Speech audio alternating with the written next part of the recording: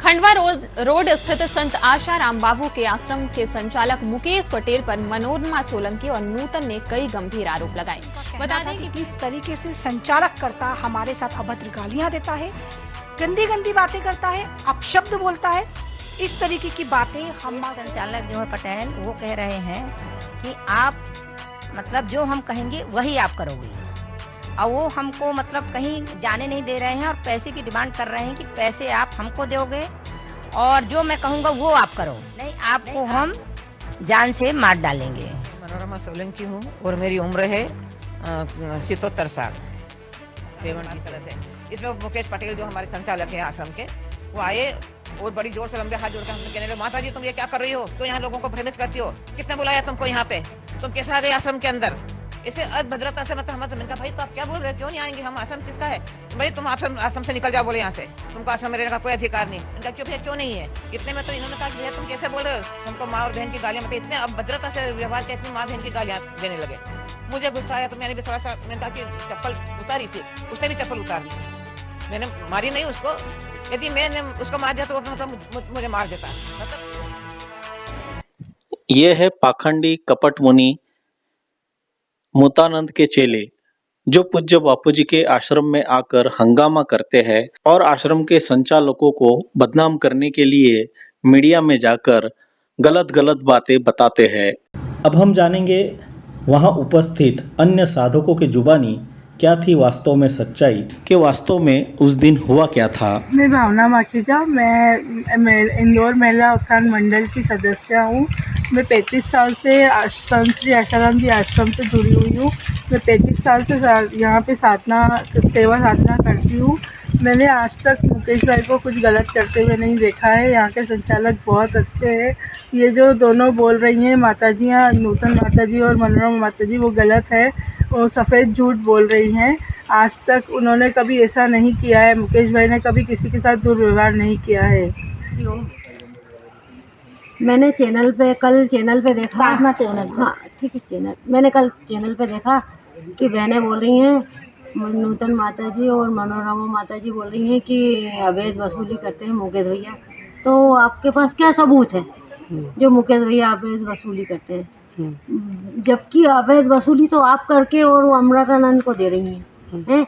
हमारा महिला मंडल का पैसा आपने अमृतानंद को दिया है और बहनें मांगती है तो मना करती है, और तो फिर बहनों ने जाके मुकेश भैया को बोला कि हमारा पैसा इन लोगों ने अमृतानंद को दिया है।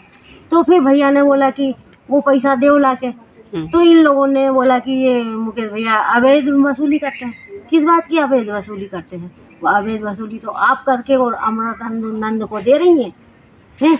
इतना झूठ मत बोलो। हरिओम, मैं मोनिका गणेशवानी इंदौर से। बापूजी से मुझे दीक्षा लिए हुए आज 30 साल हो चुके हैं। 30 सालों में मैंने आश्रम आके ऐसा कुछ भी नहीं देखा है जो यहाँ कुछ गलत कार्य हो रहे हों। यहाँ जो भी मैं महिला उत्थान मंडल से भी जुड़ी हुई हूँ, वहाँ के भी सेवा कार्य चलते हैं। सेवा कार्यों में हमने सबका सहयोग दिया है बापू की आज्ञा के अनुसार ही, और अहमदाबाद आश्रम से जो भी हमें मैसेज आते हैं उनके अनुसार ही हमने दैविक कार्य करे हैं और नारायण सेवा भी की है। जो भी हमारे पास पैसा जमा होता है हमने वो सेवा कार्यों में ही लगाया है, कोई गलत उपयोग नहीं किया है उसका। और यहाँ का मुझे आज 30 सालों से मैंने यहाँ इंदौर आश्रम में कुछ भी ऐसा गलत होते हुए नहीं देखा है। जो मुकेश भाई के खिलाफ भी बोल रहे हैं, ऐसा मैंने उनसे भी व्यवहार नहीं देखा है। वो आज दिन तक उन्होंने आंख उठाकर भी हमसे बात नहीं की है। कुछ भी अगर हमको सहयोग होता है वो हमसे पूछकर ही करते हैं, पर मैंने ऐसा उनके साथ कोई गलत व्यवहार होते हुए देखा नहीं है। आश्रम वासियों से भी कोई ऐसा गलत उन्होंने व्यवहार नहीं किया है, और ये लोग बोल रहे हैं पर ऐसा हमने आज दिन तक नहीं देखा है। हरिओम, मैं पायल लीलानी इंदौर आश्रम से के पास में ही रहती हूँ। जिस प्रकार में नूतन माताजी और मनोरमा बहन एक बयान दे रही हैं कि हम आश्रम आते हैं तो हमें मुकेश भाई और अन्य लोगों से हमारी जान का खतरा है, परंतु मैं उनसे ये पूछना चाहती हूँ कि मैं तो यहाँ 24 सालों से आश्रम के इतने नज़दीक रहती हूँ कि मेरा घर और आश्रम की दीवार में एक ही दीवार का फ़र्क है।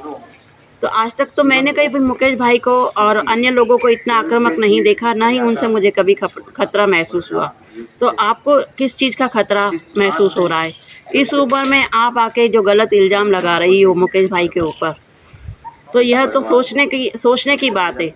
और आपका केवल एक ही मकसद होता है आश्रम में आकर सब लोगों को भड़काना और आत्मा अमृतानंद की तरफ और खींच कर ले जाना। आपका मकसद है कि आश्रम में आओ, फूट डालो और सब लोगों को यहाँ से ले जाके अमृतानंद के ग्रुप में मिला दो। पर यह तो गुरु से गद्दारी है। आप मुझे कहती हैं कि गुरुद्रोही हो, पर आप क्या हो आज आप अपने आप से पूछ लो। दूसरी बात, मैं नूतन माता जी से ये कहना चाहती हूँ कि आपने 24-25 सालों से इस आश्रम में सेवा की है। आपसे ज़्यादा मनोरमा बहन ने यहाँ सेवा की है। आज तक तो उन्हें कोई खतरा नहीं था, फिर आज उनको कैसे खतरा महसूस हो गया? क्योंकि उनका मकसद पूरा नहीं हो रहा है, क्योंकि वो फूड नहीं डाल पा रही हैं। हरिओम। मैं दुर्गा रघुवंशी बापूजी के इस आश्रम में सेवा और साधना करती हूँ और रोज़ आती हूँ और आश्रम में ही ज़्यादा मेरा समय बीतता है। जिस दिन 24 तारीख को नूतन माता जी और मनोरमा ये आश्रम में आई थी, ये बता रही हैं कि 24 तारीख को हमारे से झगड़ा हुआ। बाकी मैंने सब आंखों देखा कि ये बहनों को भड़का रही थी कि चलो हमारे साथ अमृतानंद के साथ पास चलो, और मुझे भी बोला था, पर मैं हरिओम करके निकल गई थी और दूसरी बहनों को भी भड़का रही थी। तो मुकेश भैया को पता चला कि ये बहनों को और सबको भड़का रही हैं, तो मुकेश भैया ने बोला कि माता जी ये आप किसी को भड़काओ मत। बस इतनी बात पे से ये भड़क गई और मुकेश भैया को गद्दार और हिजड़ा और कुत्ता पता नहीं क्या क्या बोलने लगी हैं। ये कोई तरीके हैं क्या बोलने के? इसके सभी इनको गद्दार नज़र आ रहे हैं। इतने साल से कोई गद्दार नज़र नहीं आया, आज इनको गद्दार कुत्ता हिजड़े सब नज़र आ रहे हैं। और बस मुकेश भैया ने फिर बोला कि चुप हो जाओ माता जी, तो इन्हें चप्पल उठा के उनको मारने लगी। 3-4 चक्कर चप्पल फेंक के मारी उनको, और सब साधक इनको समझा रहे हैं, हाथ जोड़ रहे हैं कि माता जी ऐसा हंगामा मत करो, ये आश्रम में यहाँ साधना की जगह है, यहाँ पवित्र जगह पे वातावरण गंदा मत करो। पर फिर भी ये किसी एक की नहीं सुनी। अच्छों ने इनके हाथ पैर जोड़े, पर एक की इन लोगों ने नहीं सुनी। और बस मुकेश भैया तो चप्पल उठा के 3-4 चक्कर बाद चप्पल मारी उनने, पर बेचारे भैया तो चले गए और ये बोलती थी। बस ये हुआ उस दिन।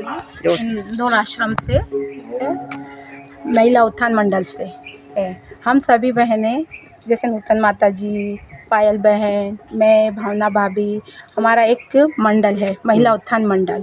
हम सभी बहनें एक फंड इकट्ठा करते थे बहनों के द्वारा सब मिलके, कि कभी भी कुछ त्यौहार होता था, जैसे होली है, दिवाली है, तो उस जो भी त्यौहार होता था उसके लिए हम जो फंड इकट्ठा करते थे पैसे, तो उसके लिए हम गरीब बस्तियों में जाके ये सारी चीज़ें वहाँ जाके गरीबों में बांटते थे। और बच्चों की जैसे स्कूल खुलते थे तो बच्चों की किताबें हुई, पेंसिल हुई, जैसे गरीब बच्चे जो खुशियाँ नहीं मना पाते हैं तो उनको हर त्यौहार पे कुछ भी देना होता था, तो हम बच्चों को जो महिलाएं पैसे देती थी उनको बाकायदा फ़ोन करके बुलाते थे कि हम यहाँ जा रहे हैं, आप भी चलो और देखो कि आपका पैसा कहाँ लग रहा है।